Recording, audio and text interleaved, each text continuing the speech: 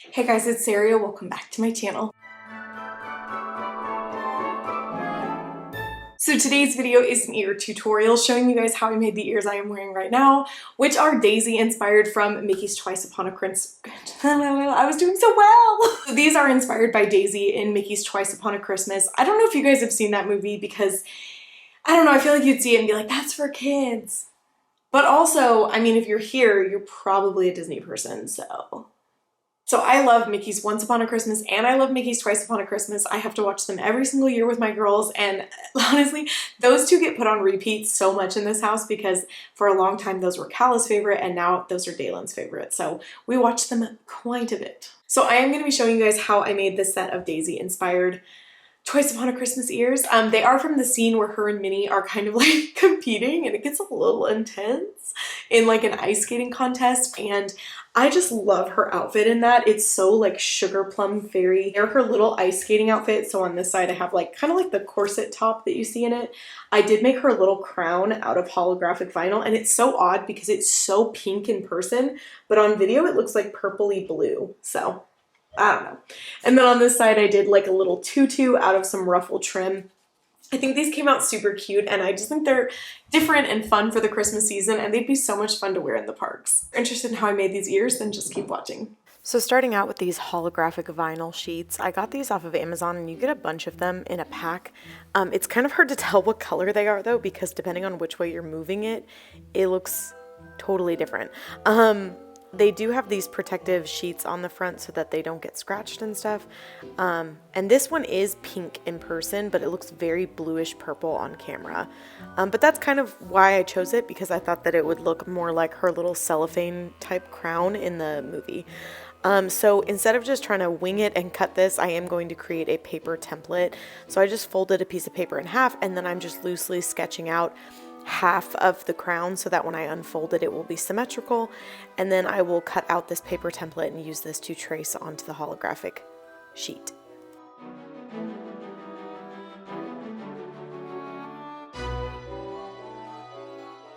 I did decide to cut this out using my miniature rotary blade because I thought it would give me a little bit more control and make it easier to make the cuts smooth. So if you have one of these, I definitely think it'll work. They do sell these at Dollar Tree, but they also sell them at Walmart and any craft store.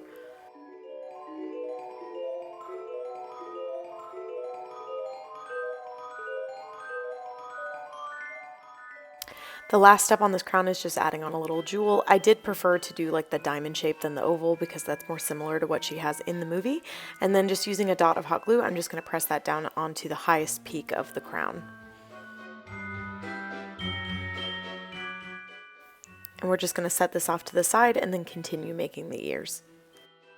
For the main fabric of the ears, I'm going to be using this pink iridescent fabric. I believe I got this from Joann's, but when I saw it, I was like, oh, I know exactly what I want to do with that. So flipping it upside down or right side down, I am going to trace the ear cutting line template 4 times onto this. I am using a disappearing ink marker for fabric. You can get this in the craft section at Walmart. I love these things. And I'm just going to trace 4 of my biggest ear template onto this and then go ahead and cut those out. I do have these templates linked down below for you guys if you need them.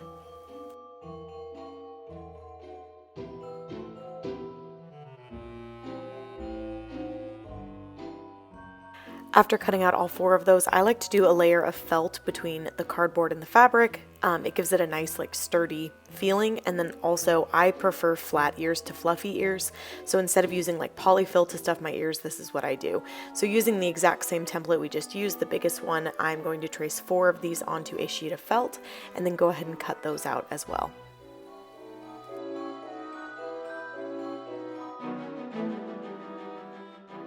Next, moving on to the cardboard, I'm going to be using the template that I labeled the foam and batting template because originally I used to use foam and batting only, but now I only use cardboard, so I should relabel it. But I'm going to be tracing 4 of these onto sheets of cardboard and then cutting those out as well.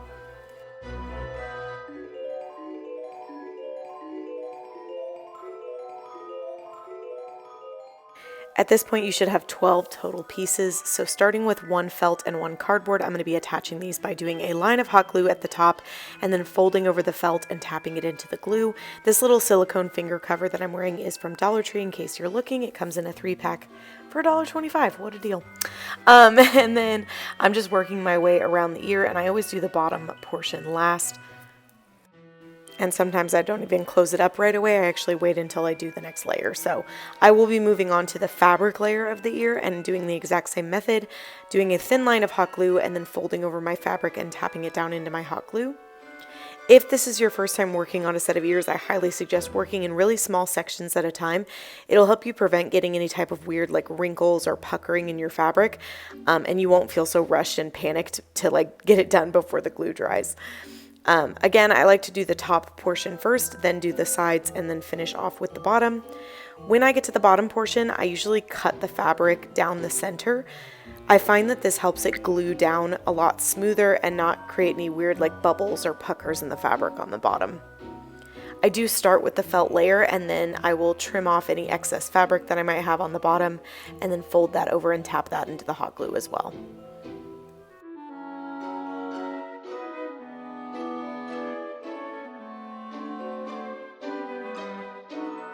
For the next part of this ear, before we start gluing the pieces of the ears together, I want to create the center of the bodice portion of Daisy's outfit. So I'm struggling a little bit here because I was trying to get the right size triangle, but I just folded some fabric in half and then cut a pretty large triangle because I do want this to take up the majority of the ear. And then using the cutting template from before, I'm going to trace the curve of the top of the template onto the triangle.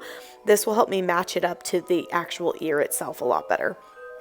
So now that I have this all cut out, I'm going to be attaching this to the center of my ear.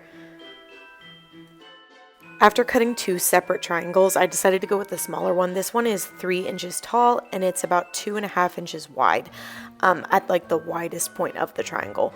So hopefully those measurements help just a little bit. But I'm going to be attaching this starting at the top portion of the ear. So I'm going to very carefully do a thin line of hot glue at the top portion of the triangle.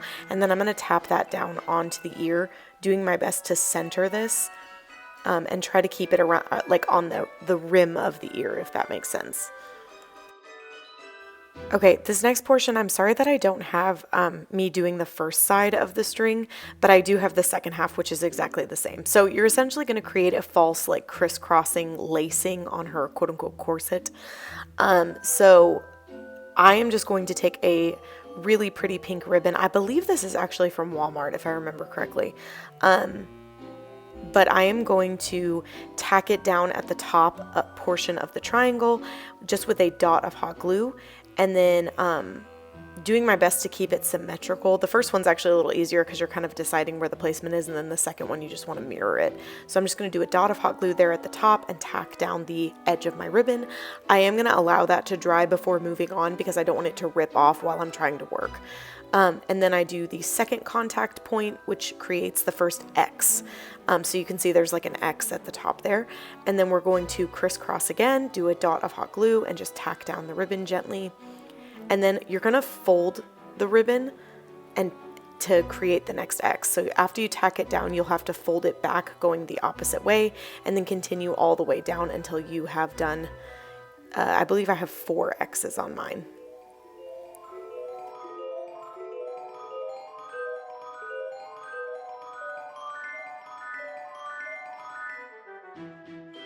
Now obviously you can see the hot glue on the edges a little bit, so I'm going to be using this white braided trim. This is from Hobby Lobby, and I'm going to be doing a thin line of hot glue, and then I'm just going to tack down this braided trim just by applying a thin line of hot glue and then tapping the trim down into the glue. At the point of the triangle, I am just going to snip off the excess because I wasn't really able to bend it the way that I wanted. And then I'm going to go ahead and use a lighter to burn the edges of the trim. This will help seal it to make sure that it doesn't fray.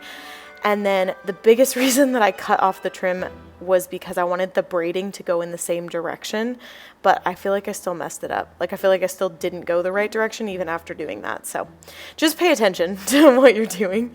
And then I went ahead and did a thin line of hot glue and applied the second one.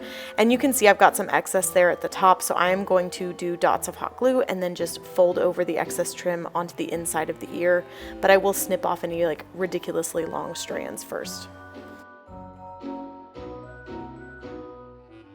So that's all we're doing with the first ear. For the second ear, I wanted it to look like her tutu. So using this pretty wide, lacy pink trim that I have on hand, I'm going to put glue on the inside of the ear where the cardboard still is showing, and I'm going to tap down the lace into the glue and then wrap it around to the other side.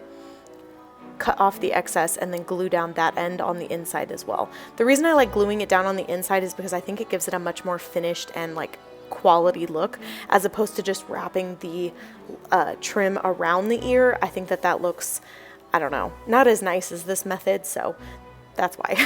And then I am going to be doing 3 layers of this, so I'm going to speed this up a little bit.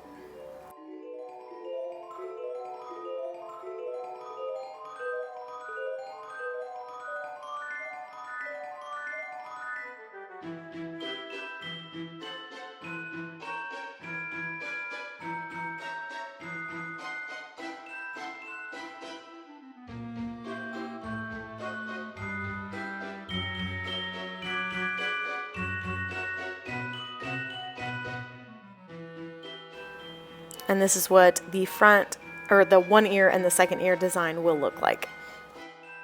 For the tutu side, I did decide to have the same layering effect on the back so that it looked like a tutu all the way around the ears.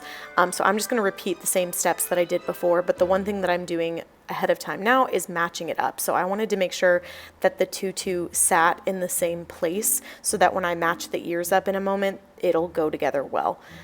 So this is them both all done, and then to attach them, I'm just going to put a pretty generous amount of hot glue in the center.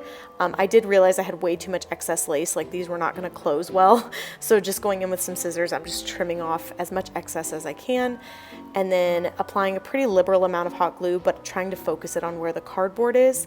I'm going to firmly press these 2 halves together, and then I'm going to hold them tightly together until I feel the glue cool down. So as you're holding it, you'll feel the warmth of the glue. Once it cools down, you'll know that it's fully set and dry. For the edge of my ear, I'm going to be using that same white braided trim from earlier, and I'm going to apply a thin line of hot glue on the edge of the ear and then tap down my trim. I did pre-cut this trim. Sometimes I do and sometimes I don't. It just depends what you want to do. The biggest reason I did for this one is because this tutu is very fluffy and it's a little bit in the way, so I am trying to work small sections at a time so that I don't accidentally glue down something that I don't want glued. And then I'm just going to work my way all the way around the ear, just tapping the trim down into the hot glue as I go. And once I get to the end of the ear, then I'm going to cut off the excess of the trim.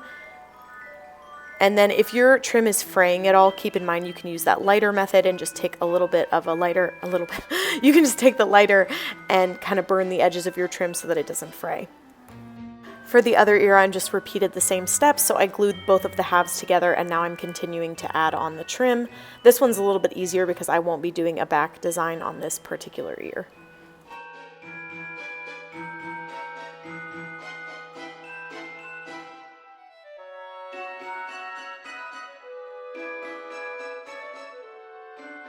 Now that both ears are complete, we can go ahead and start assembling. So I am going to be using my preference of headband, which comes off of Amazon. I do have this linked in my Amazon storefront for you guys, and I also have it linked down below in case you need it.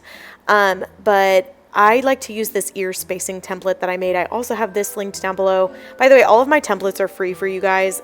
They're for your personal use, and if you want to sit home and make ears like I do, then I want it to be easy on you, so feel free to use them.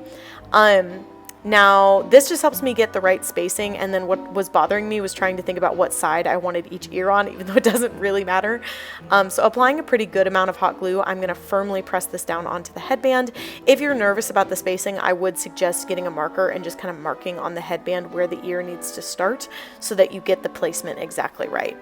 And then again, firmly holding this ear down on the headband until I feel the glue completely cool off. And then we'll go ahead and attach the other ear.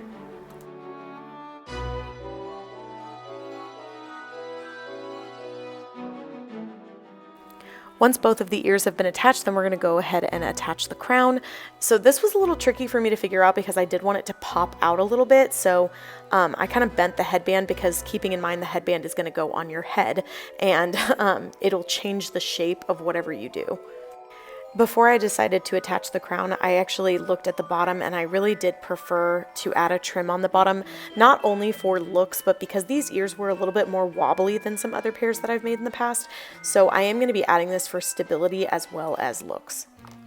And to attach this, I'm just going to be doing a thin line of hot glue at the front of the ear, and I'm going to tap down the trim, and then I'll wrap the trim around the back and continue hot gluing.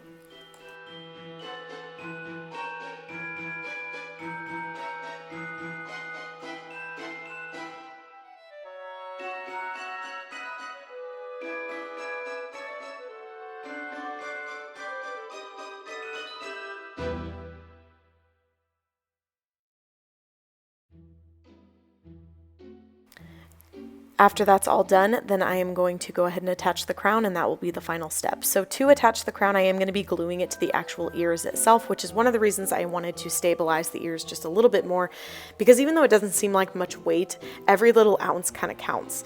Hey, that rhymes. And so I'm just going to be gluing this onto the ears itself and creating kind of a fold in the crown so that it pops out and is a little bit more 3D. And then I glued it underneath the actual tutu portion of that side. And that pretty much does it for these Daisy Duck, ballerina, Christmas, Mickey Twice Upon a Christmas inspired ears. If you guys enjoyed this tutorial and made it all the way through to the end, then please leave me a ballerina emoji so that I know you were here the whole time. And I will see you guys in my next one. Bye guys.